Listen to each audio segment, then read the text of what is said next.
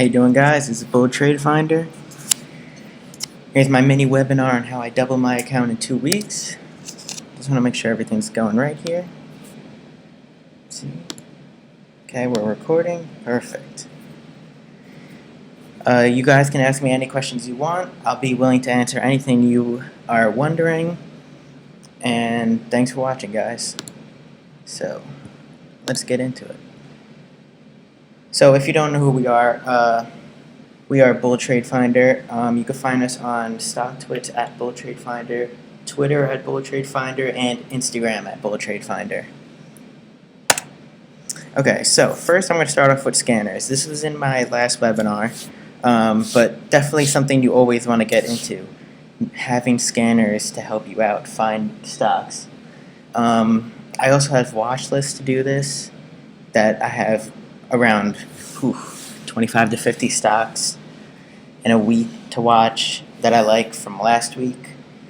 So the scanners I use are FinViz and Trade Ideas. FinViz is on the bottom with all the settings, and Trade Ideas on the top right.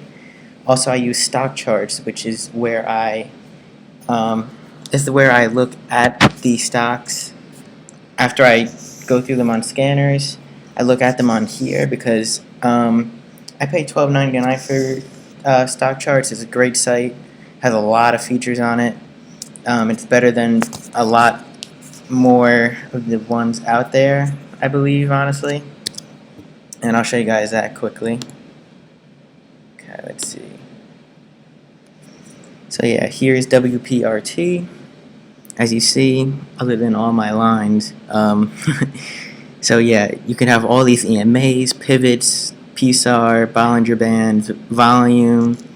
Then you have the PPO, stochastics, ADX, accumulation, distribution, slow stochastics, MACD, and a faster MACD. So you could have all these settings. I put a different little color on it so it could fit into all my colors here. Shows you all the resistances, pivots, supports, the prices, RSI, the volume, the change, all this up here. So it shows you all that. And then if we go back, so let me make sure this is working.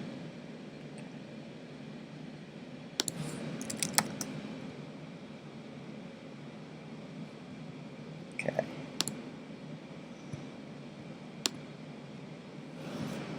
So, going back to my account. So I started at 1821, March 10th. I believe it was a Friday. I only have these pictures to show for it. So the 2691 was from last week. The 17th, I believe, if I'm not correct. Let me check. Yes, the 17th, which was last Friday. I ended at 2691 and 67 cents, up $786 that week. And I think Robinhood's past week percentages and money count is a little off because it'd be around 800 to 900. And so, yeah, that's a little off. But so I'm $143 from doubling my account. As you see on the other picture, I'm at currently 3,466. A key reason for this is no overtrading. See, when you lose a lot, you're gonna overtrade. You want to get it back. Even if you don't lose, you're gonna overtrade. You're gonna want to do so many day trades in the day. Try to get as many stocks. You have 3-day trades. Let's just say you had 3-day trades. You want to get them. You look at anything at that day and try to buy it because you think it's gonna go up. You think it's gonna give you money back. You think you're going to use that day trade to get you good amounts of money, when your mind is doing the trading and you, not yourself, is doing the trading. You're not overlooking every possibility of what that stock can do. You're not looking at every single possibility of why it's moving up or down at that time, such as volume, news. So it could go either way. You got to look at the supports and resistances. That's why I only play the plays that I like, pretty much like bottom plays that have accumulation, So that's something you can't do, and that's one of my mistakes. I started out with a 1,500 account when I first started trading over a year ago, and I lost about 750 of that. And so I would overtrade, and I would learn from my mistakes, and that's where I am now. I've tripled that. So um, it's something you definitely don't want to do. You don't want your mind to trade for you. You want to be able to sit in the seat and trade for yourself. So that's something you definitely don't want to do, as well as um, just buying stocks when you have day trades. Only use the day trade if it's a good play. Don't waste a day trade either, because then you can get stuck in other plays. So another thing I've been doing, which really works out, is selling when you're at 3% on a loss on a trade. So let's say I buy OPGN at 1.05. I'm going to want to sell it at 1.01. So that's like 3%, because I have a small account. 3% is enough for me. I don't want to lose anything more than that. That goes into the hundreds. And hundreds is a lot of money for such a small account like mine. In the past 2 weeks, I was 12 for 13, which is a 92.3% success rate. Something I'm pretty proud of. Like I said, I used to overtrade. I used to do 25 to 40 trades a week. I cut it down in half from that 25 mark, and I'm at 12 for 13. So it's something I'm pretty proud of. Definitely don't want to just keep it low. Don't want to go for every stock you can out there. Especially even if you're just going to split your money up into different stocks. Make sure you're buying the right ones. Maybe even limit it down to only 2 to 3 stocks, not 5 to 7. 5 to 7 is a little too much. Even if you have about like $10,000 to $15,000, it's a little too much in my opinion. So strategies. You gotta find when to buy. You always want to buy at support on volume. Now, for example, you see OPGN. I have a little chart up here from E-Trade. So you can see it has support at 1. All those candles are hitting it. Some do break through, but they always come back. So OPGN, you know to buy right around 1, under like 102. And as you can see, the past 5 days, you see that accumulation. It's only buyers. There's 5 green candles on the bottom at the volume part. And you see the MACD crossed at March 6th. So definitely a buy signal there.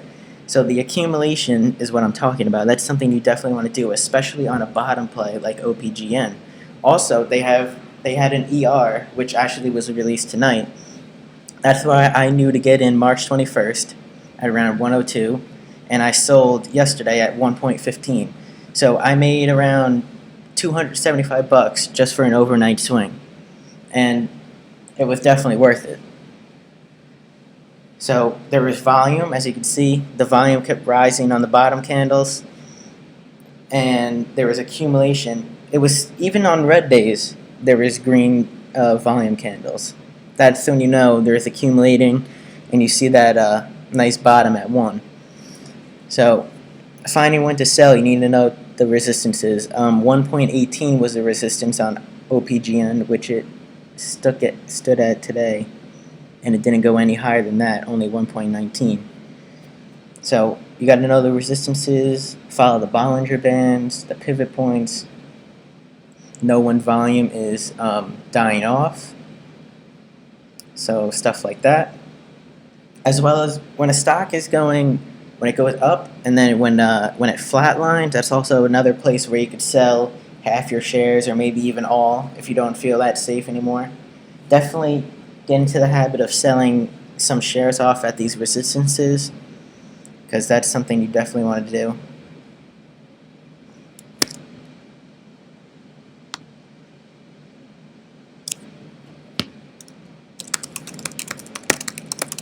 Just want to make sure you guys hear me.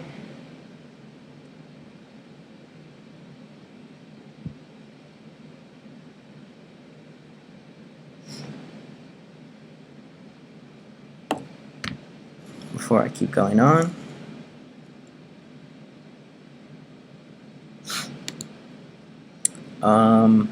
Okay, so yeah, volume is definitely a big key.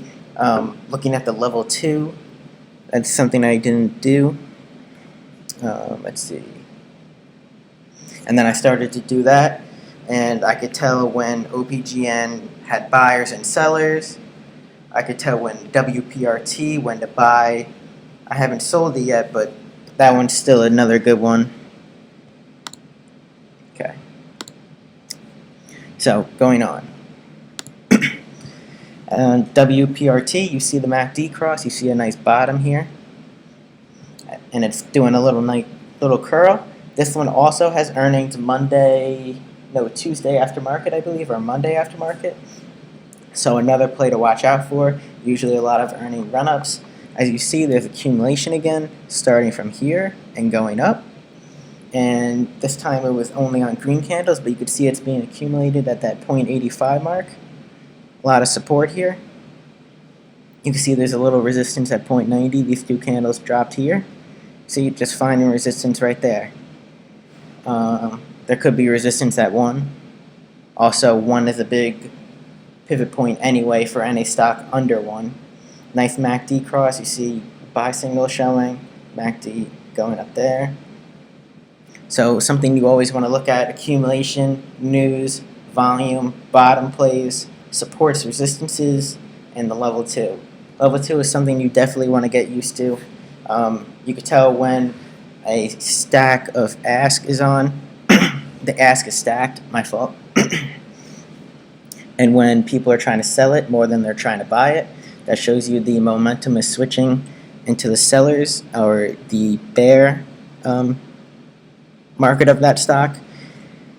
And then when you see the bid stacked with 5,000 compared to an ask of only 100 shares, you can see that the buyers are in power. They want it to go up. They want to buy shares. So it's all demand. So I just want to thank you guys for watching. All links are right here. BullTradeFinder.net to go online, and you can try out our trade ideas. You get 15% off, as well as follow us on Twitter, Instagram, and StockTwits at BullTradeFinder. I'm just going to go back a little bit. So I just want to go over this one more time. So remember, accumulation, buying at the bottom. Never want to buy at the top. You're really never going to luck out that way. I'm also going to go over a little, before I end this, I'm going to go over my watch list for this week so everyone knows what I'm looking at. So you want to find when to buy, when to sell. I want you guys to set goals. My goal is to double my account, which I'm almost right there, and I'm very proud of that. You got to learn from your mistakes. This is one thing people ask me all the time. How do you win? Another thing they ask me is, how do you come back from a loss? Or how do I only do 1 to 2 trades a day and I still don't get the same results as you? So it all comes down to, are you doing the right DD on a stock? Or, if anyone doesn't know what DD is, due diligence. Are you doing the right? Are you finding the right information on the stock? Are you looking at the charts correctly? You can always ask anyone else. You can ask me if you like as well. So you want to make sure you're doing the right due diligence on a stock.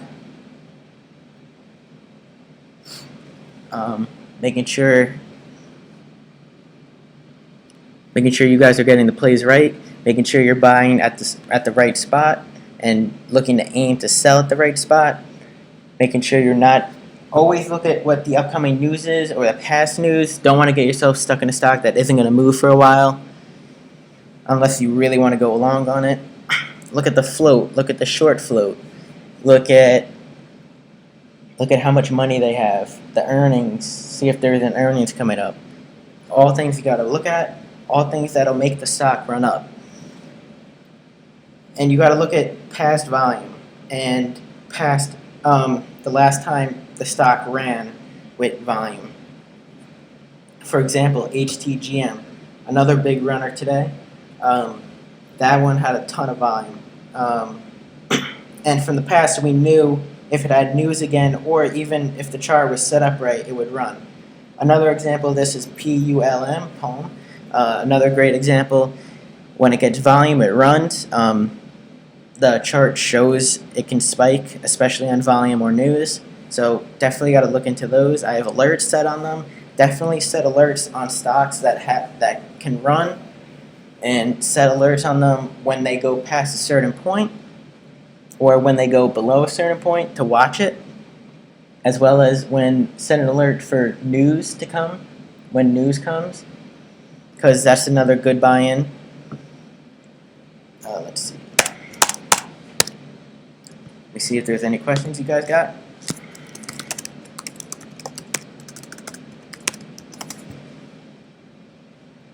So yeah, going over stock charts, great site. Definitely can tell you, definitely gives me buy-in points. Let me update this. This is from earlier in the day, I believe. So yeah, you can see it's over these 0.86. Definitely want to look at the moving averages, another good thing to look at.